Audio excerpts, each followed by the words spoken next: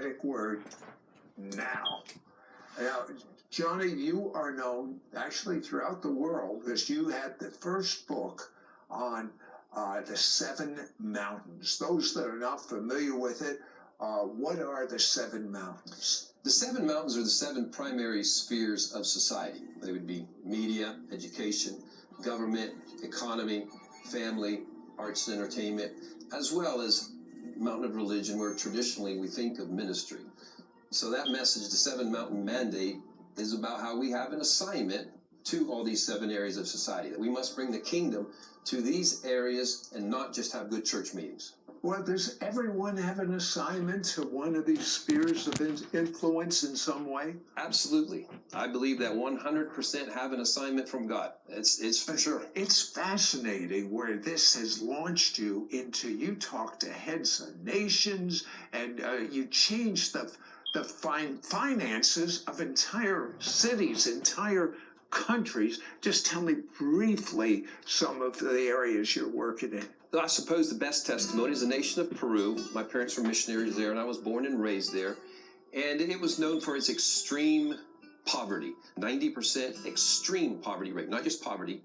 And the Lord has allowed us to be catalytic. We won't say we did it all, but I will say we were for sure catalytic, both in what we declared and real practical things of discovering gold mines and other things like that, bringing the nation down. That's practical. Yeah. From 90% to 2.5% extreme poverty rate. And I was invited to Congress last year and given a diploma of honor for my service to Peru. But it's not just Peru. Your teaching is pervading many, many sectors of the world, really. Now, you're a prophet, and at the early stages of the coronavirus, you had an amazing prophetic word given to you. Tell me. Come on, man. Come on.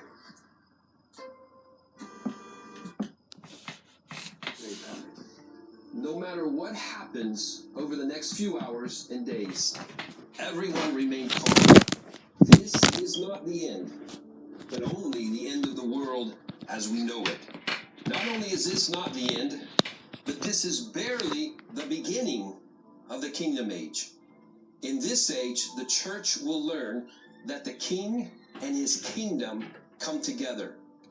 The church has been in an arrested development period brought on by trying to leave the planet before we showcase the kingdom.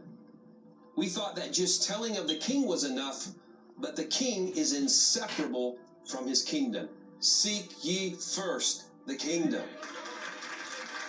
There had been preliminary words over the last 4 years, so it was just building on the previous words from the first time the Lord spoke to me about President Trump, that he was going to win, and I wasn't sure he was making a wise decision when he said that. I was literally seeing the vision and saying, "Oh no!" And he's like, the Lord said, "He is going to save you from things you don't know you need to be saved from."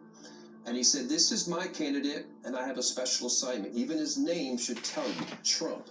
This is me making a proclamation. This is me playing the higher card no matter what the enemy puts out there." And he said, your nation, the United States, will be known as before Trump and after Trump. And he said, actually, the whole world will be known as before Trump and after Trump. What did God mean when he said, this is the end of the world as we know it? He was announcing a new era. So it wasn't a cataclysmic destruction of the world, what you were seeing? Not at all. This is a shift upward into glory, presence.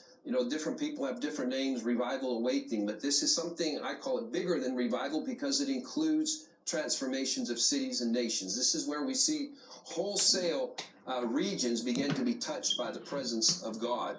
And I wrote about it in a book 5 years ago that I believe by the year 2050 we would have 50 nations essentially operating